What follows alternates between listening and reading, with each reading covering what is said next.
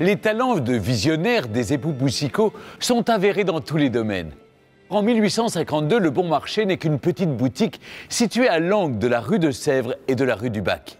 Aristide et Marguerite Boucicaut n'auront de cesse de l'agrandir, achetant progressivement immeubles et terrains jusqu'à posséder tout le pâté de maison.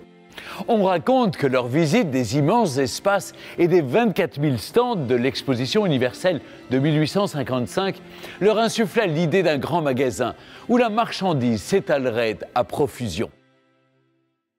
Afin d'inscrire son commerce dans le nouveau paysage urbain, Aristide Boucicaut engage plusieurs campagnes de travaux visant à moderniser et à étendre son magasin. C'est en 1869 que débute la première campagne de travaux menée par l'architecte Alexandre Laplanche.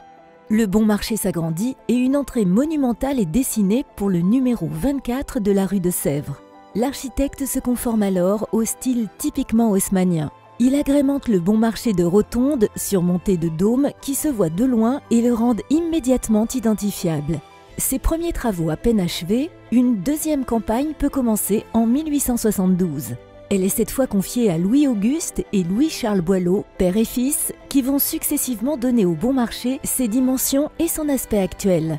Ils s'associent à deux des meilleurs ingénieurs de leur temps, Armand Moisin et Gustave Eiffel. Ensemble, ils imaginent pour ce nouveau magasin une grande structure de fer qui est le véritable squelette de ces maisons.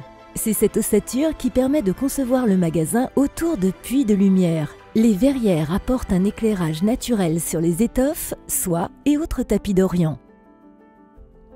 À Paris, l'électricité fait peu à peu son apparition en remplacement de l'éclairage à gaz.